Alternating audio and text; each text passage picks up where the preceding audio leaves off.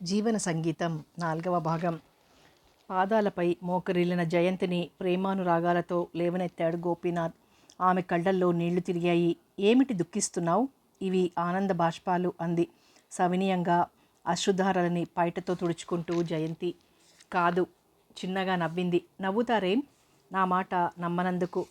సరే పద అన్నాడు ఎదురు చూస్తున్న పాన్పును చూపిస్తూ గోపీనాథ్. అవ్యక్తమైన భావం ఆమె వదనంలో కొట్టొచ్చినట్లు కనిపించింది గోపీనాథ్కి. గోపి మనస్సు సముద్ర తరంగాల్లా ఉవ్వెత్తున ఎగిరింది. మరుక్షణంలోనే ఆమెను తన బాహువులతో బంధించాడు. అబ్బా వదలండి, ఇక్కడ నిన్ను బంధించింది వదలటానికా?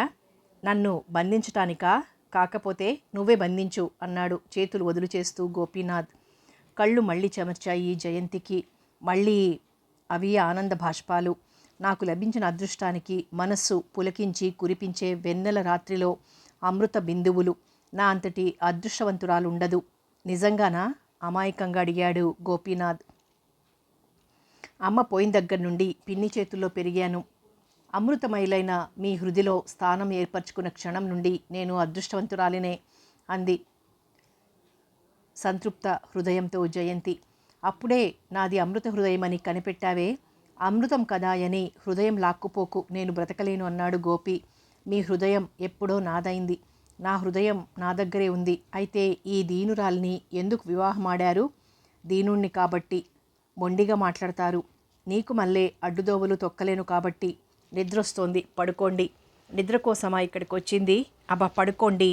ఒక్కడినే తల వంచుకుంది. 2 చేతులతోనూ ఆమెను పొదివి పట్టుకొని పాన్పు దగ్గరకు తీసుకువెళ్ళాడు గోపీనాథ్. జయ, నువ్వు కావు అదృష్టవంతురాలివి, నేను అన్నాడు ఆమె అందాన్ని కళ్ళతో ఆస్వాదిస్తూ గోపీనాథ్. మాట్లాడవేం? నీకిష్టం లేకపోతే బయటికి పోతా అంటూ పాన్పు దిగాడు. సిగ్గుగా చెయ్యందుకుంది జయంతి. హృదయం జిల్లుమంది గోపికి. నవ్వుతూ అవనత నేత్రి అయిన ఆమె వదనాన్ని చుబుకాన్ని ఎత్తి ఎందుకు ఆపావు అన్నాడు. మనసులో అలలై కదులుతున్న మధుర భావాలకు ఆమె అదరాలు కదులుతున్నాయి. కనురెప్పలు మూగగా సంతోషంతో ఆహ్వానిస్తున్నాయి. హృదయం మత్తుగా గోపీనాథ్ని పిలుస్తోంది.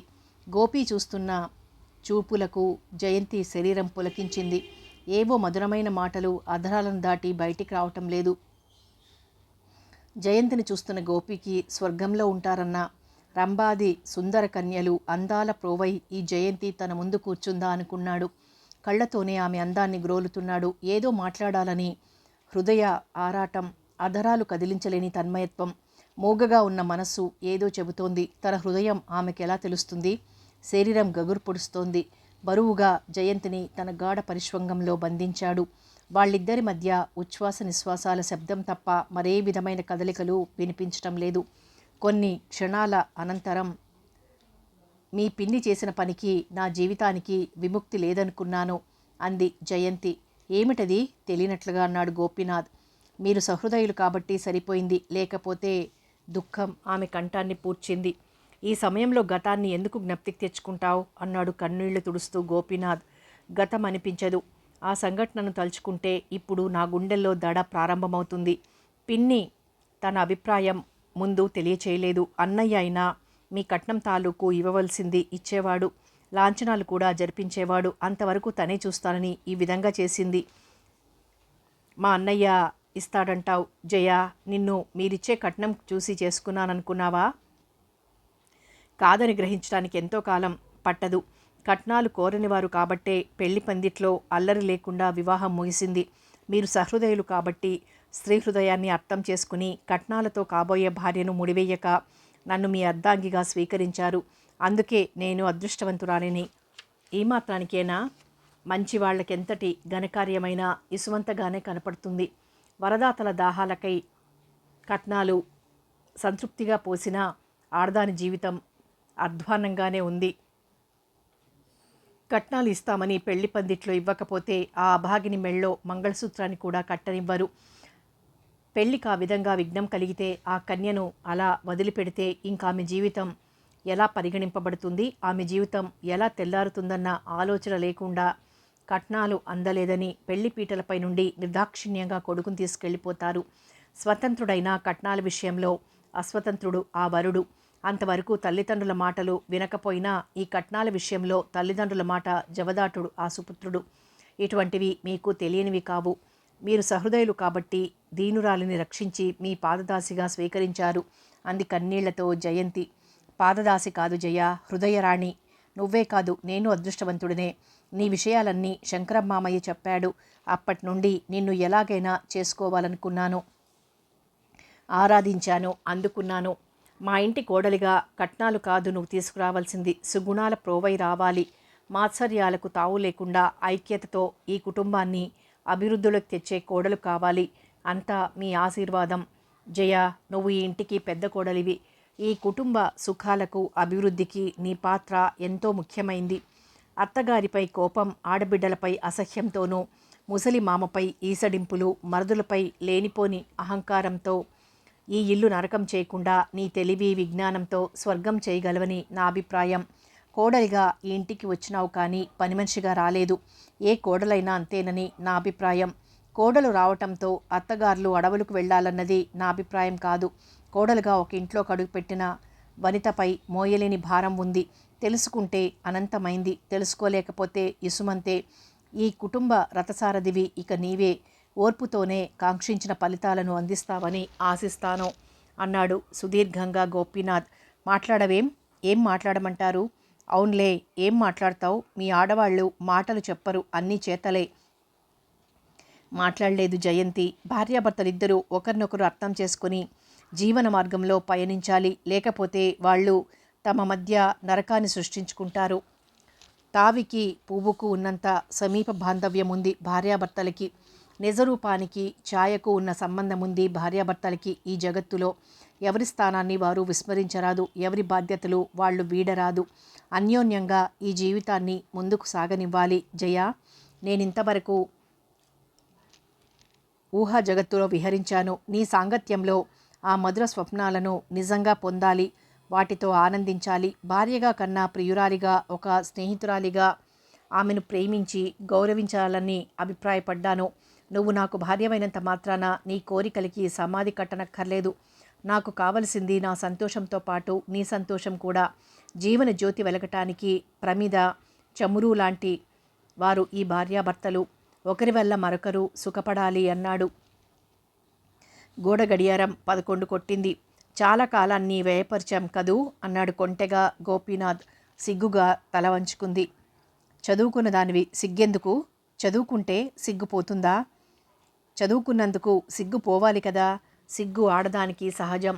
సహజం కాదు, అలంకరణ. నూనె సిగ్గుల తెరల్లో ఆమని అందం అత్యద్భుత కావ్యం, కవిత్వం కూడా ఉందే. నిన్ను చూస్తుంటే అలా అన్నీ వస్తాయిలే. ఈ సిగ్గు ఈ సమయంలో అడ్డంగా ఉంది, తొలగించు. భావకవులా? అబ్బా కాదులే అంటూ గట్టిగా ఆమె అధరాలు చుంబించాడు గోపీనాథ్. మీరు అల్లరి చేస్తే నేను వెళ్ళిపోతాను అంది జయంతి పైటతో అధరాలను తుడుచుకుంటూ. మాటకు మాట, నువ్వు ఎక్కడికి వెళ్ళలేవు. నా హృదయ సీమలు దాటి నువ్వు పోలేవు జయంతి అంటూ తన గాఢ పరిశ్వంగంలో జయంతిని బంధించాడు గోపీనాథ్. పిల్లల భవిష్యత్తుకి, వారి మంచి ప్రవర్తనకు ముఖ్యంగా తల్లిదండ్రులే కారకులు. పిల్లల పెంపకాన్ని బట్టే వాళ్లలో మంచి చెడు నడతలు వస్తూ ఉంటాయి. దీనికి విలక్షణంగా ఒక్కో మారు జరుగుతాయి. వయసు వస్తుంటే కొందరిలో ఆ వయస్సే మంచి చెడుల భేదాన్ని చూసి మంచి మార్గంలో నడిపిస్తుంది. కానీ కొందరు వయసు వస్తున్నా చదువుకున్న జ్ఞానం ఉండదు. ఏమైనా బాల్యంలో తల్లి బాధ్యత ఎంతైనా ఉంది. పిల్లలకు చిన్ననాటి నుండే మంచి విషయాలను బోధించడం ద్వారా వాళ్ళ మంచి నడతకు కారకులు అవ్వచ్చు. తండ్రి ఎలాగూ ఉద్యోగ విషయాదులలో మునిగి ఉంటాడు. తల్లి ఇంటి దగ్గరే ఉండటం వలన పిల్లలకు మంచి మంచి విషయాలు బోధించటానికి వీలవుతుంది. విలక్షణంగా తల్లిదండ్రులు పిల్లల ఎదుట పోట్లాడుకుంటుంటే ఆ పిల్లలకు తల్లిదండ్రులపై గౌరవం తగ్గుతూ ఉంటుంది. తల్లిదండ్రులంటే భయం కూడా ఉండదు. ఎప్పుడైతే తల్లిదండ్రులంటే భయపడరో పిల్లలు మార్గాలు తప్పుతారు. అన్నయ్యలన్నా అక్కయ్యలన్నా భయం అస్సలుండదు. తల్లిదండ్రులు అన్యోన్యంగా ఒక్క మాట మీద నడుస్తుంటే పిల్లలు భయభక్తులతో ఉండటమే కాకుండా వారి ప్రవర్తనలో మంచి మార్గాలు తొక్కుతారు. అందుకనే పిల్లల ఎదుట ఏ చిన్న విషయాలకు కూడా తల్లిదండ్రులు వాగ్వివాదాలు జరపరాదు. ఒక్కోసారి తల్లి అధిక ప్రేమ వలన కూడా పిల్లలు చెడిపోతారు. తల్లి ప్రేమను అధికంగా చూపటం ఆసరాగా తీసుకుని చెడు మార్గాలు పడతారు. అధిక ప్రేమ వల్ల దండించలేకపోవటం అసమర్థతగా ఎంచి అదే దోబలో పయనించి పతనమవుతారు. అందుకని తల్లిదండ్రుల ప్రేమలకి కూడా హద్దులుండాలి. ప్రేమ ఉన్న పిల్లల భవిష్యత్తుల విషయంలో వారిని మంచిగా తీర్చిదిద్దటంలో కొంత కాఠిన్యతను వహించి తీరాలి. లేకపోతే చెడిపోతారు. ప్రేమతో వాళ్లను చెడు మార్గాన్ని నుండి మంచికి తీసుకురాకపోవటం తల్లిదండ్రుల తప్పు కదా. రామగిరి విషయం కూడా అంతే అయింది. తల్లి హెచ్చులకు పోయే రకం. తండ్రి తల్లి మాట జవదాటకపోగా అన్ని ఏళ్లు వచ్చినా అంతూ పొంతూ లేని మాటలు. అందుకు తోడుగా పెద్ద కొడుకు గోపి అంటే సీతారామమ్మకు అదో రకమైన విరక్తి, విసుగుదల. ఎందుకంటే సీతారామమ్మ చేసే అతి హెచ్చు విషయంలో ఆమె ఖర్చులను విమర్శిస్తాడు.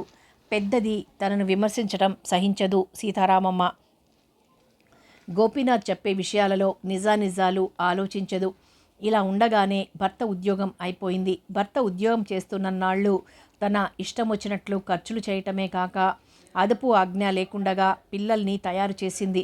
ఇంకా కొడుకు సంపాదనలో బ్రతకాల్సి వచ్చినప్పుడు తన స్వతంత్రానికి భంగం వాటిల్లుతున్నదన్న అభిప్రాయం ఏర్పడింది. కానీ గోపీనాథ్ పెద్దలను గౌరవించే మనస్తత్వం కలవాడు. అందుకే తల్లిని ఆమె చేసే పనులలో అడ్డుపడేవాడు కాదు అని ఆమె యోచించలేకపోయింది. రామగిరి అవకాశవాది. పెద్దవాడు గోపీనాథ్ ఎలాగైనా తల్లి చేసే పనుల యందు ఇష్టత కలిగి ఉంటాడు. రామగిరి తల్లి చేసే పనులు సమర్థించేవాడు. ఆ విధంగా తల్లి ప్రేమకు పాత్రుడై ఇష్టం వచ్చినట్లు డబ్బులు గుంజుతూ మార్గం తప్పాడు. గోపీనాథ్ అంటే గౌరవం లేదు రామగిరికి. జులాయి వాడిలా తిరుగుళ్ళకు అలవాటు పడ్డాడు. అందుకే ఎస్ఎస్ఎల్సీతో పాటు 3 సంవత్సరాలు పోరాడి ఎలాగో అయిందనిపించి ఇప్పుడు పీయూసీలో చేరాడు. రామగిరికి వయసు వస్తున్నా బుద్ధి జ్ఞానం లేవు అన్న సంపాదిస్తుంటే తన బాధ్యతను తెలుసుకోలేని మూఢుడు. ఇంత కుటుంబాన్ని గోపీనాథ్ ఒక్కడి సంపాదనతో ఎలా పోషించబడుతుంది? తను ఇలా తప్పుతూ ఉంటే తనకే కాకుండా తన కుటుంబానికి ఎంత నష్టమన్నది ఆలోచించడు. అసలు ఆ ఆలోచన రాదు. పైలా పచ్చీస్ల తిరుగుడుకు అలవాటు పడ్డాడు. పూలరంగడిలా జల్సాగా స్నేహితులతోనే ఎప్పుడూ తిరుగుడు. రోమియోలాగా రోడ్ల వెంబడి తిరగడం. బాధ్యత లేని వ్యక్తి. సుందర్రాముడు వయస్సుకి ఏమంత పెద్ద కాకపోయినా చదువులో రామగిరికి తీసిపోడు.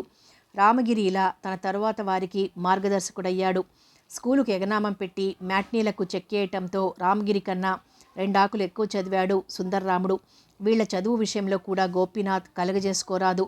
తను జ్యేష్ఠుడుగా పుట్టింది తన సంపాదన వీళ్ల కోసం పోయటానికి. అంతవరకే అతని బాధ్యత. ఒకవేళ స్వతంత్రించి వాళ్ల చదువు విషయాల్లో గోపీనాథ్ తలదూర్చాడా బొప్పి కట్టే విధంగా తల్లి మాటలు ఎదుర్కోవాల్సిందే. అంత జరగకుండానే అసలు వాళ్ల గొడవ పట్టించుకోవటం మానివేశాడు. ఇంకా జలగలాంటి మనిషి. పట్టిన పట్టు చస్తే వదలదు. వసుంధర సరేసరి. సీతారామమ్మ నోట్లోంచి జారిపడినట్లుంటుంది. వీళ్ల ప్రవర్తనకి ముఖ్య కారకురాలు సీతారామమ్మ. రామనాథ శాస్త్రి ఈ తరహా మరో విధంగా ఉంటుంది. తన పింఛన్తో తనకు సరిపోతుంది. తనకి ఉద్యోగం లేకపోయినా తను మరొకరి మీద ఆధారపడవలసిన అవసరం లేదు అన్న భావం కలవాడు రామనాథ శాస్త్రి. పెద్ద కొడుకుగా పుట్టినందుకు మిగిలిన వాళ్ళను పోషించే బాధ్యత వాడిదే అంటాడు రామనాథ శాస్త్రి. పోనీ అలాగే గోపీనాథ్ వీళ్ల బాధ్యత స్వీకరించిన గోపీనాథ్ మీద ఏమాత్రం సానుభూతి లేకపోగా ములుకుల్లాంటి మాటలతో గోపీనాథ్ హృదయాన్ని కాకుల్లా పొడుస్తారు. ఆ విధంగా కుటుంబ వ్యక్తుల మధ్య సన్నిహితత్వం లేక వివిధ పార్టీలు అధికారంలో ఉన్న రాష్ట్ర ప్రభుత్వంలా ఆ కుటుంబంలో అందరూ పెద్దలుగానే కనిపించారు. జయంతి ఆ ఇంట్లో అడుగుపెట్టేసరికి జయంతి వివాహానికి ముందు జరిగిన సంఘర్షణ పిల్లలకి బాగా తెలుసు. జయంతి మీద మంచి అభిప్రాయం తల్లిదండ్రులకు లేదని కూడా బాగా తెలుసు. జయంతి కాపురానికంటూ కొత్త కోడలిగా ఆ ఇంట్లో అడుగుపెట్టిన మొదటి రోజు అనుభవాన్ని మళ్ళీ 4 రోజుల తర్వాత జ్ఞప్తికి తెచ్చుకుంది. మంచి రోజు చూసి జయంతిని అత్తవారింటికి తీసుకొచ్చింది కాత్యాయిని. కానీ కోడలుగా అత్తవారింటికి తీసుకురావాల్సిన పద్ధతిలో రాలేదు జయంతి. ఏమాత్రం సామాను లేకుండా కోడలు ఇంటికొచ్చినందుకు మరీ మండిపోయింది సీతారామమ్మ. కాత్యాయిని వెళ్ళగానే ఈసడింపులతో కోడలి హృదయాన్ని ఏడిపించాలన్న దుశ్చింత కలిగింది సీతారామమ్మకు. కాత్యాయిని కూడా ఎంతోసేపు అక్కడుండక ఇంటి దగ్గర బావుండలేదన్న వంకతో జయంతిని వదిలొచ్చింది కాత్యాయిని. కన్న కూతురైతే కన్న కూతురుపై ప్రేమ మమకారం ఉండి కాపురానికి పంపేటప్పుడు బాధతో ఉంటారని గాని కాత్యాయినికి ఏం జయంతి తన కన్న కూతురు కాదు. అందుకే ఏ బాధ లేకుండా విడిచి వెళ్ళిపోయింది. కాత్యాయిని వెళ్ళిపోయిన తర్వాత జయంతిని పలకరించే వాళ్లే లేరు. గోపీనాథ్ ఆఫీస్కి వెళ్ళాడు. జయంతి రాగానే గోపీనాథ్ వంక చూసింది. సీతారామమ్మ కాత్యాయిని వెళ్ళిపోయిన తర్వాత అందులోనే పంజరంలో పక్షిలా కూర్చుంది. చీకట్లో బంధింపబడ్డ హంతకుడిలా కూర్చుంది. జయంతి పలకరించడానికి గాని, వదినన్న ప్రేమతో పక్కన చేరటానికి గాని ఎవ్వరూ రాలేదు. నిమిషాలు యుగాలుగా గోపీనాథ్ వచ్చేంత వరకు నిర్జీవ పదార్థంలా కూర్చుండిపోయింది జయంతి. రామనాథ శాస్త్రి కూడా కోడల్ని ఆప్యాయతగా పలకరించలేదు. అంతా సీతారామమ్మ ఆజ్ఞకు బద్దులయ్యారు. బొత్తిగా అత్తవారింట కాపురానికై కాలూనిన కాంత ఇటువంటి విషమ పరిస్థితిని ఎదుర్కొంటే ఆమె మనస్సు ఎలా ఉంటుంది? ఎడారిలో దిక్కుతోచని పక్షిలా విలవిల్లాడుతోంది. బ్రహ్మాజీ మాటలు గుర్తుకొచ్చున్నాయి. ఈ ఒంటరితనం జయంతిని దుఃఖ సముద్రంలోకి ఉప్పెన గాలిలా తోసింది. బాధలకు అలవాటు పడ్డ జయంతి దుఃఖాన్ని దిగమింగి శిలాప్రతిమల తన భావి జీవితాన్ని గురించి ఆలోచిస్తూ కూర్చుంది. అంతలో గోపీనాథ్ వచ్చాడు. జయంతి ఆ రోజు వస్తుందని తెలియదు. వసుంధరే నోరు జారి వదిన వచ్చింది అన్నది. ఆతృతగా హృదయం కదిలినా, ఆనందంగా మనసు ఉప్పొంగినా అణుచుకుని లోపలికొచ్చాడు గోపీనాథ్. గదిలోకి వెళ్ళబోయేటప్పటికీ సీతారామమ్మ కూడా వచ్చింది. గదిలో ఒంటరిగా కూర్చున్న జయంతి భర్త అత్తగారు రాగానే గౌరవ సూచకంగా లేచి నిలబడింది. ఒంటరిగా కూర్చున్నావేం అన్నాడు గోపీనాథ్. ఎట్లాగైనా చదువుకున్న పిల్ల, వాళ్ళు పిచ్చి సన్నాసుల్లా వదిన అంటూ వెంటబడి తిరిగినా ఉలకదు పలకదు. చివరికి విసిగి బయటికి వెళ్ళిపోయారు అంది సీతారామమ్మ. అత్తగారి మాటలు జయంతికి దుఃఖాన్ని కలిగించాయి. గోపీనాథ్ అందు నిజాలు గ్రహించగలవాడు. అందుకని ఏం మాట్లాడలేదు. కుటుంబ వ్యవస్థలో స్త్రీ పాత్ర భగవంతుని అద్భుత చిత్రీకరణ. ఎక్కడో పుడుతుంది, భర్త ఎవరన్నది తెలియకుండగా పెరుగుతుంది. వివాహం అవ్వగానే తన వాళ్లందరినీ వదిలి అత్తవారింటికొస్తుంది. తన తెలివితేటలతో ఆ కుటుంబ వ్యవహారాలలో మంత్రి స్థానాన్ని ఆక్రమించుకుంటుంది. సంసార రథానికి సారథ్యం వహిస్తుంది. ఉన్నతంగా తన పాత్రను తీర్చిదిద్దుకుంటుంది. బాధ్యతల రొంపిలోకి దిగి కర్తవ్యోన్ముఖురాలై భుజస్కంధాలపై ఉన్న కార్యాలని విజయవంతంగా నిర్వహిస్తుంది. భర్త ఇల్లు తనది అన్న అభిప్రాయమే కాదు, తనదే అన్న నమ్మకం. అందుకే నమ్మకం, ధైర్యంతో ఇంతటి త్యాగాన్ని చేస్తుందా స్త్రీ. నిజంగా పెళ్లి కానంత వరకు వీరంతా పరాయి వాళ్లే. పెళ్లి కాగానే తన వాళ్ల కోసం తను కష్టిస్తుంది. తన వాళ్ళు సుఖించడం కోసం ఏ త్యాగం చేయటానికైనా వెనుకాడదు. స్త్రీకి మనోనిబ్బరం ఎక్కువ. అవలీలగా ఈ సమాజంలో కలిసిపోగలదు. ఎంత కొత్తవారైనా క్షణాల మీద తన బంధువులుగా శ్రేయోభిలాషులుగా మార్చుకోగలదు. అదే పురుషుడైతే తన ప్రాంతాన్ని, తన ఇంటిని దాటితే దమ్మిడికి కొరగాడు. ఎంతవరకు తను ఆధిక్యత తన పరిసరాలలోనూ ఇంట్లోనే చూపుతాడు. అందుకే స్త్రీలు భర్తల వెంట వెళ్ళడం సామాజిక వ్యవస్థ ఉందేమో. జయంతి అందరినీ విడిచి ఈ ఇంట్లోకి వచ్చి పడింది. ఇక్కడ భర్త తప్ప అందరూ వ్యతిరేకులే. ఆ విషయం తెలుసుకోవటానికి ఎంతో కాలం పట్టలేదు జయంతికి. రాత్రి భోజనాల అనంతరం జయంతికి ఏం చేయటానికి తోచలేదు. ఎవరికి వారు వెళ్ళి పడుకున్నారు. గోపీనాథ్కి కూడా సిగ్గుగా ఉంది. జయంతికి ఏం చెయ్యాలో ఈ స్థితిలో తోచలేదు.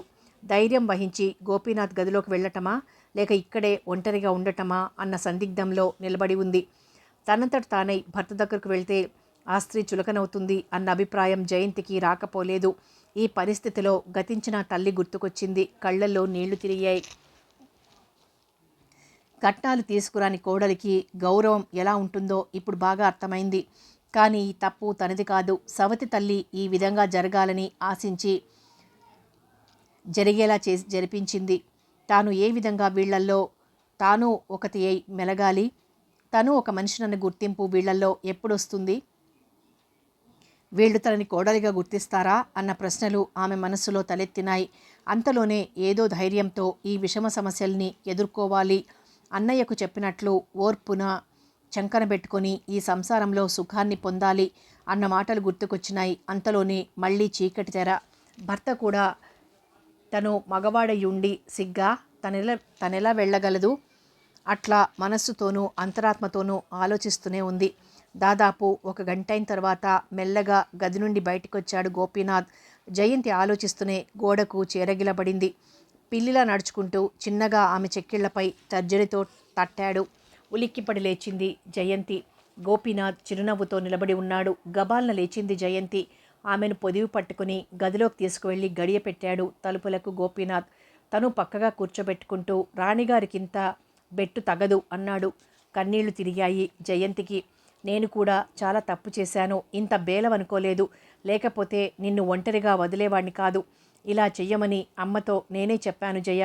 అందుకనే వాళ్ళు నిన్ను ఒంటరిగా వదిలిపెట్టి వెళ్ళిపోయారన్నాడు. చివరి మాట అబద్ధమని అంతరాత్మ ఘోషిస్తున్నా అబద్ధమాడాడు. తల్లిని అపార్థం చేసుకుంటుందేమోనని గోపీనాథ్ బాధ. అత్తగారి విషయాన్ని భర్త బొంకాడని జయంతి గ్రహించకపోలేదు. మాట్లాడలేదు జయంతి. నిరాదరణని ఓర్పుతో ఎదుర్కొని వెనువంటనే ఆదరించేవాళ్లు కనబడితే హృదయం ఒక్కసారి దుఃఖిస్తుంది. మండుటెండలో నుండి చల్లదనానికి రాగానే శరీరం వర్షించినట్లుగా ఇంతవరకు ఎవరూ పలకరించకుండగా, కర్తవ్యబోధ కూడా చేయకుండగా, అసలు తనొక మనిషిని ఉన్నానన్న తలంపు లేదు. కొత్తగా కాపురానికి వచ్చిన కోడలన్న ఆప్యాయత, ఆదరణలు లేకుండా ఎవరికి వారు వెళ్ళిపోయారు. ఈ నిరాదరణకు హృదయంలో సుడులు తిరిగే దుఃఖంతో, బేలనవ్వరాదన్న అంతరాత్మ ధైర్యంతో బింకంగా కూర్చుంది. ఆ ఇంట్లో ఒకే ఒక్క ఆధారం, తన జీవితానికి అదొక్కటే ఆధారం. అదే తనకు దైవ సమానమైన భర్త. అదే సమయంలో తనను చేరదీస్తే ఆ స్త్రీ హృదయంలో సుడులు తిరిగిన దుఃఖం బయటపడుతుంది. బాధపడకు జయ. అప్పటికి మాట్లాడలేకపోయింది జయంతి. మీ పిన్ని అప్పుడే వెళ్ళిందే అన్నాడు జయంతిని దుఃఖాన్నుండి మాన్పించటానికి గోపీనాథ్. పరిహసిస్తున్నారా అంది బొంగురుపోయిన కంఠంతో జయంతి. ఇందులో పరిహాసమేముంది? కూతుర్ని కొత్తగా కాపురానికి తీసుకొచ్చి వెంటనే వెళ్ళిపోయిందేమీ అని. కన్న కూతుర్ని కాదుగా. ఎలాగైనా మీ పిన్ని నీ శ్రేయోభిలాషి కదా, అది మీకే తెలియాలి. సరే గాని సుమారుగా ఈరోజు ఎన్నిసార్లు అమ్మతో మాట్లాడుంటావు? ఎందుకండి అసలు చెప్పు. మరి వడ్డీ ఎప్పుడు అంది చిన్నగా నవ్వుతూ. అమ్మవైన తర్వాత. ఛీ పోండి అంది సిగ్గుగా. అప్పుడెలాగూ నీకు దూరం అవుతానులే. అమ్మతో ఎన్నిసార్లు మాట్లాడావు? 4-5 సార్లు. అసలు నాకు ఆ అవకాశాన్ని ఇవ్వటం లేదు. నువ్వు గతాన్ని ఆలోచిస్తూ కూర్చుంటే ఇట్లాగే జరిగిపోతుంది. జయ, నేనొకటి చెప్తాను, నన్ను అర్థం చేసుకోగలవా? మీరెలా అనగలుగుతున్నారండి? నువ్వు వింటావన్న నమ్మకం నాకుంది కాబట్టే ఆ మాట అడిగింది. ఇదిగో చూడు జయ, నువ్వు పదే పదే పలకరించు, వాళ్లల్లో కలిసిపో అన్నాడు గోపీనాథ్. అసలు నాతో మాట్లాడాలని లేనప్పుడు వాళ్లతో కలిసిపోవడం ఎలా? పోనీ వడ్డీతో మాట్లాడతారేమో. తాను అసలు వాడినందుకు వడ్డీ అన్నాడని గ్రహించింది. కానీ తెలివిగా అప్పుడే నా వడ్డీ అంది సిగ్గుగా జయంతి. అదెంత పని ఈ రోజుల్లో, ఇట్లా పెళ్లి జరగటం, అట్లా వడ్డీలు రావటం అన్నాడు. అట్లా వడ్డీలు వస్తున్నాయి కాబట్టే అసలు వసూలవటం లేదు అంది జయంతి. తెలివైన దానివే. శంకరం మామయ్య ముందుగానే చెప్పారు అన్నావుగా అంది జయంతి. అప్పుడు ఆయన చెప్పాడు, ఇప్పుడు నేనే తెలుసుకుంటున్నాను. అన్నట్లు ఇక్కడ మంచినీళ్ళు కూడా పెట్టలేదు. ఉండండి తీసుకొస్తాను. కొత్త కోడలివి, నీకేం తెలుసు? నేను తీసుకొస్తాను అన్నాడు మంచం దిగుతూ గోపీనాథ్. అయితే నాకంత మాత్రం తెలియదా అంటూ తలుపులు తీయబోయింది. కానీ బయట గొళ్ళెం పెట్టారు. అప్పుడే గబగబా వెళ్తున్న అడుగుల చప్పుడు అవతల నుండి వినపడింది. తలుపులు వేశారా అన్నాడు గోపీనాథ్. అంటూ గోపీనాథ్ దగ్గరికి వచ్చింది జయంతి. అప్పుడే ఎవరో వెళ్ళినట్లుందండి అంది భయంగా. ఆడదానివైనా నీకేం తెలియదు జయ. పెద్దవాళ్ళ కదో సరదా. కొడుకు కోడలు గదిలో ఉంటే ఏం చెప్పుకుంటారని. ముసలి దంపతులకు ఇలా వినటం సరదా, అంతకంటే ఏం లేదు అన్నాడు తేలిగ్గా ఆ విషయాన్ని తీసేస్తూ గోపీనాథ్. కానీ మన మాటలు అత్తగారు విన్నారేమో అంది జయంతి. విన్నా పర్వాలేదు, నాకు భయంగా ఉంది. అది మీ ఆడవాళ్ల ముఖాన పెట్టిన బొట్టు. పిచ్చి జయ, ఆ విషయాన్ని మర్చిపో. రేపు మామూలుగానే నేను చెప్పినట్లుగా చెయ్యి అన్నాడు. మంచినీళ్ళు అక్కర్లేదు, అత్తగారిని పిలుస్తాను, వాళ్ళు రారు. మరి దాహం ఎట్లా తీరుతుంది? ఇట్లా అంటూ జయంతిని పైకి లాక్కున్నాడు గోపీనాథ్. రాజకీయవాదుల మధ్య చెలరేగే పదవీ వ్యామోహాగ్నితో పనిలేదు. పార్టీ బలాలను సమాయుక్తపరిచి పరిపాలనా దక్షత లేకపోయినా పదవుల్ని అలంకరింప చేయటంలో నేటి రాజకీయవేత్తలు తలలు బాదుకుంటున్నారు. దేశ ప్రగతి కాదు కావలసింది, పదవి, పార్టీ గెలుపు. ప్రజాస్వామ్యం రాను రాను పార్టీ స్వామ్యంగా తయారవుతోంది. పదవుల కోసం బజార్ల వెంబడి పడుతున్నారు నాయకులు. ప్రస్తుతం ఈ పరిపాలనా వ్యవస్థ ఒక వ్యాపార వ్యవస్థగా మారింది. పదవులు అలంకరించడంతో ధన సంపాదనకి అంతులేదు. దొంగ నోట్ల చలామణి అరికట్టవలసిన పాలకులే దేశం నలుమూలలా విరజిమ్ముతున్నారు. వాటాలు కుదిరినంత వరకు పార్టీ ఐక్యతతో బలాన్ని పెంచుతున్నారు. వాటాలలో తేడానో అధిపతులు పెంచుకోవడంలో స్పర్ధలు రావటంతో చీలికలు వేరుపడ్డ తరువాత ఎంగిలి విస్తాళ దగ్గర పోట్లాడుకునే ఊరకుక్కల్లాగా సిగ్గు ఎగ్గు లేకుండగా విమర్శించుకోవడం నేటి రాజకీయవేత్తల ముఖ్యమైన పని. అధికార పక్షాన్ని దుయ్యబట్టడం, అనధికార పక్షాల పని. అనధికార పక్షాలపై ఒంటికాలి మీద లేవటం అధికార పక్షాల పని. ఒకరినొకరు విమర్శించుకుంటూ బజార్న పడుతుంటే ప్రజల సానుభూతిని పొందటానికి బదులు రాజకీయవాదులు, అవకాశవాదులు, దోపిడీ దొంగలు వీళ్లను నమ్మరాదన్న అభిప్రాయం ప్రజల్లో కలుగుతోంది. పదవులు పోగానే ప్రజలలో తాము మాసిపోకుండగా సభలకు సమావేశాలు చేసి తన ఆధిక్యతను, తన సేవా నిరతిని బహిరంగపరచటం, రానున్న ఎన్నికలలో విజయాల కోసమైన ఎత్తుగడని ప్రజలు ఊహించలేని మూర్ఖులు కారు. ప్రజాస్వామ్య ప్రభుత్వం కాదు, పార్టీ ప్రభుత్వం. అందుకే ఈ విధంగా అశాంతి ప్రబలిపోయింది. ప్రజల ఆస్తులను రక్షించలేని ప్రభుత్వం శాంతియుతంగా పరిపాలన సాగుతోందని ఉపన్యాసాలు దంచుతోంది. పదవి కోసం పరిపాలనలో మార్పులు చేయటం అలవాటైపోయింది. ఇదిలా ఉండగా మావో అంటూ వరాభిప్రాయాలు నెత్తిన పెట్టుకుని దేశాభివృద్ధిని కాంక్షించే నాయకులు భారతావనిలో కుక్కగొడుగుల్లా తలెత్తారు. నడినెత్తిన సూర్యుడు ఉంటే ఆయన తీక్షణతను మాడిపోతారేమో. ఉత్తమ లక్షణాలు, గుణాలు లేని కుక్కగొడుగు ఎందుకు నిలుస్తుంది? ఎంతవరకు నిలుస్తుంది? దేశాభివృద్ధి అంటూ వీళ్ళు చేసేదేమిటి?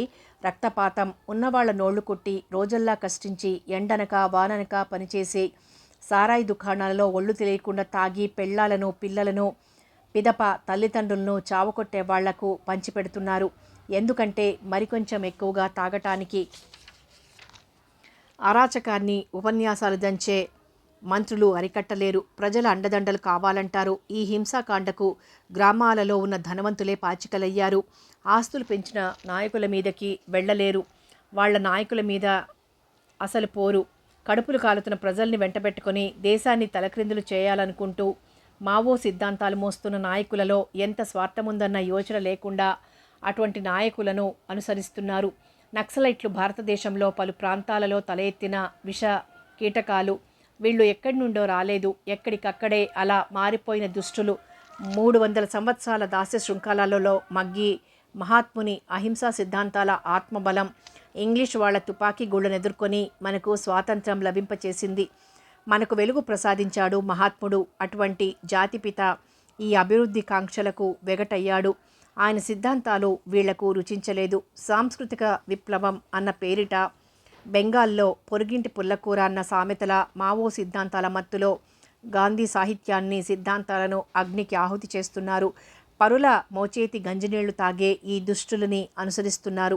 దేశంలోని బీద ప్రజలు పార్టీల మధ్య వైరాన్ని ఆసరాగా బీద ప్రజానీకాన్ని కూడగట్టుకొని స్థానిక పరిపాలనను వమ్ము చేయటం. అందుకే ఈ నక్సలైట్లు ఏర్పడ్డారు. వీళ్లకు చైనీయులు ఆదర్శులు. వాళ్ళ ఆకారాలను దేవతల్లా కొలుస్తున్నారు వీళ్ళు. తుపాకీతోనే సామ్రాజ్య పాలన అన్నది తెలివిహీనుల మనస్సులను బాగా పట్టింది. చదువుకున్న వాళ్ళు సైతం ఈ రక్తపాత సిద్ధాంతాలకు తలవంచి అమాయకులైన గ్రామాలలోని వారలను హింసించటం ఏమంత మానవులు చేయవలసిన పని కాదు. దానవుల గురించి పురాణాలలో చదవటం, తద్వారా వాళ్ళ రాక్షస కృత్యాలు భారతీయులకు తెలుసు. కానీ ఇప్పుడు ప్రత్యక్షంగా ఈ నక్సలైట్ల ద్వారా దానవులుగా కనిపిస్తున్నారు.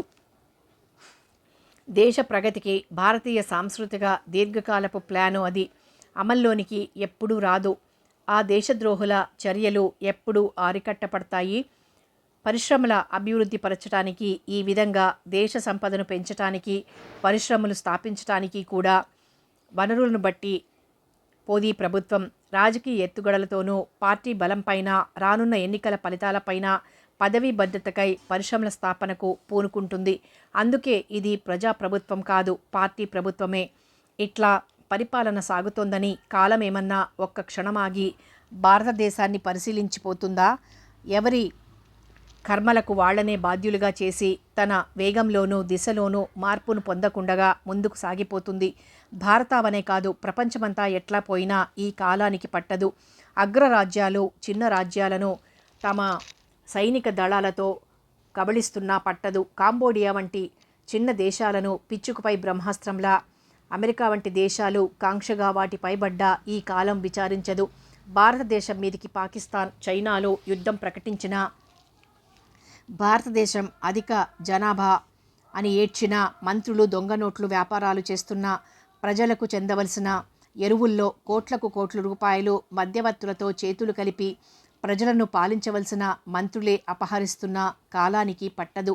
అవకాశాల కోసం పార్టీ మార్చి పదవుల కోసం దేశాన్ని ముక్కలు ముక్కలుగా చేయాలనుకుంటున్న స్వార్థపరులతో దానికి పని లేదు. సత్యాగ్రహాలు ఎన్ని జరుగుతున్నా దాని ఎత్తున సన్నగిల్లదు. గ్రహాన్వేషణకై విజ్ఞాన శాస్త్రాన్ని ఖర్చుతో అక్కడికి పోయి మట్టిబిడ్డలు తెచ్చారని సంతోషపడాల్సిన అవసరం దానికి లేదు. భారతదేశంలో పద్మశ్రీ బిరుదును తమ వృత్తిలో మార్గం తప్పకుండా నిస్వార్థ సేవ చేస్తున్నందుకు ఫలితంగా ఉపన్యాసాలు దంచి ఆ బిరుదును పొందాలన్న కాంక్ష కాలానికి లేదు. డబ్బులు ఆశించి కులాలు మతాలు ప్రజల కట్టు వస్త్రాల్లా మార్చుకుంటున్న కాలానికి పట్టదు. చచ్చిన వాళ్లకై ఏడుస్తున్నా, పుట్టిన వాళ్ల భవిష్యత్తుకై కలలు కంటున్నా వెనుతిరిగి చూడదు. అమెరికా ఆకాశంలో ఎగిరి చంద్రుడిపై దిగిన, రష్యా పరిపాలనలో పెద్ద ఎత్తున మార్పు జరిగి తొలగించబడిన నాయకులకు మళ్లీ ప్రవేశం ఏర్పడిన, కప్పలు మురుగుగుంటల్లోని పురుగులను తినే సాంస్కృతిక విప్లవం నాడు సంస్థాపకులైన చైనీయులు పాకిస్తాన్తో చేతులు కలిపిన, కాంబోడియా వంటి చిన్న దేశంపై యుద్ధాన్ని ప్రకటించిన, మతాభిమాన దేశాలైన అరబ్ వంటివి మత మహాసభలు జరిగిన, ఆస్ట్రేలియా ఖండం పెద్దవాటిలో కలిసిపోయిన, సముద్ర జలాల మధ్య నిలబడి ఉన్న ద్వీపాలన్నీ కలిసిపోయిన కాలానికి ఏమాత్రం పట్టదు. కాలం అట్లా ముందుకు వెళ్ళిపోతూనే ఉంటుంది. కాలాన్నాపే శక్తి విజ్ఞాన శాస్త్రంలో తలలు పండిన శాస్త్రజ్ఞులకు లేదు. పార్టీలు మార్చి దుశ్చింతలతో ఈ పరిపాలన చేసే రాజకీయవాదులకి ఆ శక్తి లేదు. ఎవరికీ లేదు. మనమే ఆ కాలాన్ని వెంబడించాలి. దాన్ని అందుకోలేకపోయినా అనుసరించి ముందుకు సాగిపోవాలి. పరిస్థితుల ప్రభావాలకు ఈ మనుషులు మారాలి. అవసరాలను పొందటానికి వ్యవస్థలను మార్చుకోవాలి. ప్రపంచమే ఏ తీరునున్నది పట్టించుకోని కాలానికి జయంతి విషయం పడుతుందా? ఆ అభాగిని అత్తవారింట్లో ఎలా ఉందా అని ఆలోచిస్తుందా? కర్తవ్యాన్ని బోధిస్తుందా? పరిస్థితుల్ని మార్చి జయంతి జీవితాన్ని స్వర్గంలా మారుస్తుందా? ఏదీ చెయ్యకుండానే కాలం జరిగిపోతోంది. జయంతి కాపురానికి వచ్చి 4 నెలలు జరిగిపోయింది. ఈ 4 నెలలు అత్తగారి ఈసడింపులు, మామగారి ఎత్తిపొడుపులను భూదేవిలా ఓర్పుతో సహించి మిన్నకున్నది.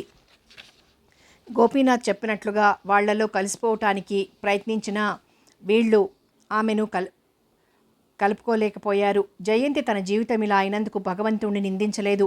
తన సర్వస్వమైన భర్త ఎలాగూ తనవాడు. అదే ఆమెకు ఆనందం, తృప్తి. ఈ 4 నెలల కాలంలోనూ జయంతిని చూడటానికి ఒక్కసారి కూడా కాత్యాయిని రాలేదు. జయంతి తండ్రి వెంకటేశ్వర్లు మాత్రం 10 రోజులకు ఒకసారి వచ్చి చూసిపోతున్నాడు. బ్రహ్మాజీ కూడా రానందుకు బాధపడింది జయంతి. ఎలాగో తను ఇట్లా బయటపడింది. బ్రహ్మాజీ బయటికి వెళ్ళిపోయాడు. కానీ సుదర్శనం మాత్రం కాత్యాయిని పెంపకం నుండి బయటపడలేదు. జయంతి ఆ ఇంటి నుండి వచ్చిన తర్వాత సుదర్శనం పని మనిషిలా తయారయ్యాడు. చదువు మాన్పించి ఇంట్లో పనులు చేయిస్తోంది కాత్యాయిని. వెంకటేశ్వర్లు ఈ విషయం జయంతితో చెప్పి బాధపడ్డాడు. బ్రహ్మాజీకి సుదర్శనాన్ని తీసుకువెళ్లమని ఉత్తరం రాసి రప్పించాలనుకుంది జయంతి. వెంకటేశ్వర్లు జయంతి ఇంటికి వచ్చినప్పుడు లోపల పిల్లలతో సీతారామమ్మ కట్నాల విషయమై ఏదో ఒకటి అనడంతో జయంతి జీవితం ఆ ఇంట్లో ఎలా ఉందో ఊహించగలిగారు వెంకటేశ్వర్లు. అధికారాన్ని, శక్తిని, ధైర్యాన్ని రెండో భార్య వచ్చిన తర్వాత కోల్పోయారు వెంకటేశ్వర్లు. కాత్యాయనికి ఎదురాడలేడు. మొదటలో ఆమెపై ఉన్న ప్రేమానురాగాలు అతన్ని శక్తిహీనుణ్ణి చేశాయి. తనపై ఉన్న ప్రేమానురాగాలను కాత్యాయిని బాగా వినియోగించుకుని వెంకటేశ్వర్ల హృదయాన్ని పూర్తిగా ఆక్రమించటమే కాక ఈనాడు ఆమె చెప్పు చేతులలో నడిచే వ్యక్తిగా తయారయ్యాడు వెంకటేశ్వర్లు. కాత్యాయనికి వ్యతిరేకంగా ఏ పని చెయ్యలేడు. కానీ పెద్ద భార్య సంతానం మీద ప్రేమ లేనివాడు కాదు. వాళ్ల మీద అనురాగము ఉంది, ఎనలేని వాత్సల్యము ఉంది. కానీ వాళ్లను తృప్తిపరచలేని అశక్తుడు వెంకటేశ్వర్లు. తన అసమర్థతను గుర్తించలేని వ్యక్తి కాదు. మొదట్నుండి కాత్యాయనిని అంతగా ప్రేమించడం వలననే ఈ అసమర్థతకు కారణమని తెలుసు. ఇష్టం లేకపోయినా ఈ రెండో వివాహం చేసుకున్నాడు. కానీ కాత్యాయని తన చర్యల ద్వారా భర్త హృదయాన్ని ఆక్రమించింది. శ్రావణ మాసం వస్తోంది. కూతుర్ని తీసుకురావాలన్న అభిప్రాయం ఉంది. కాత్యాయని మొదట వైఖరి మూలంగా ఆషాఢమాసం పట్టింపు లేకుండానే వెళ్ళిపోయింది. జయంతిని ఎన్ని విధాలా దూషిస్తున్నారో అని కన్న తండ్రి బాధపడ్డాడు. కానీ కాత్యాయనిని ఎదిరించి జయంతిని తీసుకురాలేకపోయాడు. ఈ నోములకైనా తీసుకురాకపోతే ఆడపిల్ల అత్తవారింట్లో ఏ విధంగా గౌరవింపబడుతుంది? పుట్టింటి వారికున్నా లేకపోయినా, పెట్టినా పెట్టకపోయినా కూతుర్ని పుట్టింటికి తీసుకురాకపోతుంటే అత్తవారింట్లో ఆమె బ్రతుకు అధ్వాన్నంగా ఉంటుంది. అత్తగారి ఎత్తిపొడుపులు, మామగారి అవహేళనలు, ఆడపడుచుల పరిహాసాలు ఒక్కటేమిటి, అన్నీ జరుగుతాయి. పైకి ఏడవలేక, ఇలా అవమానాలకు హృదయ ఆవేదనను లోపల లోపల అణుచుకోలేక ఈ ఆడపిల్లల మనస్సు మదింపబడుతుంది. ఈ ప్రాచీన సాంప్రదాయాలు ఎందుకు ఏర్పడినవో కానీ ఇప్పుడది కూతుర్నిచ్చిన తల్లిదండ్రులు చేయకపోతే అల్లుడి తల్లిదండ్రులు ఈ వియ్యంకులను మాటలతో హృదయాలు తూట్లు పడినట్లు అవటమే కాక కోడల్ని దుఃఖసాగరంలో ముంచుతారు. అభిమానవతి జీవితం మూగ వేదనతో మసక చీకట్లో అడవిలో పాందుని నడకలా సాగిపోతుంది. తొలి ఆషాఢమాసంలో అత్తగారు కోడలు ఒక గుమ్మం దాటరాదు. అత్తగారు కొత్తల్లుడు కూడా అంతే. పెళ్లి కాగానే కాపురానికి వచ్చిన ఈ ఆచారం అంతే. ఆషాఢమాసంలో అల్లునికి కానుకలు కూడా పంపాలి. ఇది హిందూ సాంప్రదాయం. జయంతి విషయంలో ఆషాఢమాసం పట్టింపు లేకుండగా వెళ్ళిపోతోంది. బావగారికి బ్రహ్మాజీయే ఓ 50 రూపాయలు పంపాడు. ఆషాఢమాసంలో జయంతిని తీసుకువెళ్లాలని వెంకటేశ్వర్లు శక్తితో ఆ విషయాన్ని కాత్యాయనికి విన్నవించినా ఆమె మనస్సు కరగలేదు. ఆషాఢమాసంలో జయంతిని పుట్టింటివారు తీసుకువెళ్ళనందుకు సీతారామమ్మకు ఒళ్ళు మండిపోయింది. నిప్పులు చెరిగింది. జయంతిని చూస్తేనే మండిపడేది. జయంతి అసక్తురాలు. పుట్టింటివారు రమ్మనకుండగా ఎలా వెళ్ళగలదు? ఒకవేళ వెళ్ళినా కాత్యాయిని ఎదుర్కొనే శక్తి జయంతికి లేదు. అటు కాత్యాయిని, ఇటు అత్తగారి ఎత్తిపొడుపులు, ఈసడింపులు. తన పరిస్థితులను బట్టిపోయే గోపీనాథ్ అత్తగారు ఎటూ రాదని, జయంతిని తీసుకుని వెళ్ళదని ముందుగానే ఊహించాడు. పరిస్థితులను బట్టి సాంప్రదాయాలు మార్చుకోవాలన్న అభిప్రాయం కలవాడు. ఎవరో ఈ సిద్ధాంతాలను పట్టుకుని కూర్చోవటం గోపీనాథ్కి ఇష్టం లేదు. అందరూ ఈ ఆషాఢమాసాన్ని పట్టించుకుంటున్నారు. భగవంతుడనే వాడుంటే మన పరిస్థితి ఆయనకు తెలియదా? మానవులు ఎందుకు తప్పులు చేస్తారు? అవసరాలు తీర్చుకోవటానికి ఆ అవసరాలు భగవంతుడు తీరిస్తే మానవులు తప్పులే చెయ్యరుగా. ఈ ఆషాఢమాసంలో జయంతిని తీసుకువెళ్ళనందుకు ఏమంత నష్టం వాటిల్లదు అన్న అభిప్రాయంతో ఉన్నాడు గోపీనాథ్. తల్లి మాటలకి దుఃఖంగా ఉన్న జయంతితో, జయ, అమ్మ మాటలు నీకు తెలియనివి కావు. అలా అంటూనే ఉంటుంది. సమయాన్ని బట్టి నడుచుకోవాలి. పరిస్థితిని బట్టి మన సమస్యలను ఎదుర్కోవాలి. విషయాన్ని బట్టి మనం ఖర్చు పెట్టుకోవాలి. నీకు సవతి తల్లి తెలియంది కాదు. అటువంటప్పుడు నీ స్థితికి అతిగా అంచనా కట్టొచ్చు. అయినా అమ్మ నీ పరిస్థితి అర్థం చేసుకోకుండా నిన్ను నొప్పిస్తోంది. నీకే కాదు, నాకు బాధగానే ఉంది. మనకే కాదు, ఈ విషయంలో సహృదయులైన వాళ్ళు ఎవ్వరైనా నీ స్థితికి బాధపడతారు. అమ్మకు ఆ ఆలోచన శక్తి ఉంటే ఈ సుగుణాల రాశివైన కోడల కోసం బాధపడకుండా ఉంటుందా? పోనీలే, పెద్దది మనల్ని దూషిస్తే ఏం, నేను అలాగేనని సంతృప్తి పడతాను. నా అర్ధాంగిగా నువ్వు అలాగే తృప్తిపడు. అయినా పెద్దవారి దూషణలు, పిన్నలకి ఆశీర్వచనాలు ఏమంటావు? వెక్కిళ్ళు తప్ప ఏం మాట్లాడలేదు జయంతి. చిన్న పిల్లలా ఏడుస్తావేం? వాళ్ళెవ్వరూ నిన్ను ఒప్పుకోకపోయినా నేను నిన్ను అర్థం చేసుకున్నాను జయ. నాకు ఇటువంటి పట్టింపులు లేవు. నిన్ను చూస్తుంటే నాకు ఏడుపు వస్తుంది. మరి ఏడవనా అంటూ అభినయించాడు గోపీనాథ్. నవ్వు వచ్చినంత దుఃఖంలోనూ జయంతికి. అది అలా నవ్వుతూ ఉండాలి. ఆడదాని జీవితంలో అడుగడుగునా సమస్యలే. ఆషాఢమాసం, శ్రావణమాసం సంవత్సరానికి ఒక్కసారైనా తీసుకెళ్ళకపోతే అత్తవారింట్లో కోడలు ఎదుర్కోవాల్సినవి ములుకుల్లా హృదయాన్ని బాధించే మాటలు. మగవాళ్లకు ఆ బాధలు లేవు. ఒకవేళ ఈ సాంప్రదాయాలు మగవాళ్లకు పెడితే ఎలాగుండేవి రోజులు? ఏమో, మేము మీలా ఏడ్వాల్సి వచ్చేదేనా అన్నాడు జయంతి చెక్కిళ్లపైన ముత్యాల్లా మెరుస్తున్న అశ్రుబిందువులను తుడుస్తూ గోపీనాథ్. అత్తగారి మాటలతో దుఃఖిస్తున్న జయంతిని తన మాటలతో ఊరడిస్తున్నాడు గోపీనాథ్. మళ్ళీ ఈ శ్రావణమాసం వస్తోంది అంటే మరో విషమ సమస్యను ఎదుర్కోవాల్సి వస్తుంది జయంతి అని మనసులో బాధపడ్డాడు గోపీనాథ్. ఆషాఢమాసంలో పుట్టింటి వారు చేసిన పనికి తను పడ్డ మనోవ్యధను, భర్త ఊరడింపును చూచాయిగా తండ్రికి తెలియజేసింది జయంతి.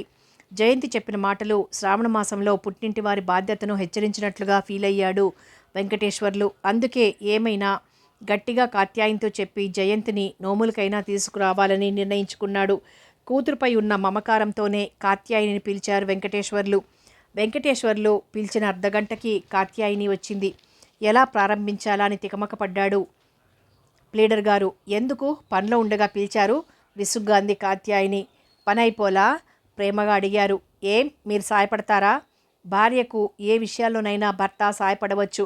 ప్లీడరి వృత్తి మాన్పించి నీకు సాయపడాలనేగా.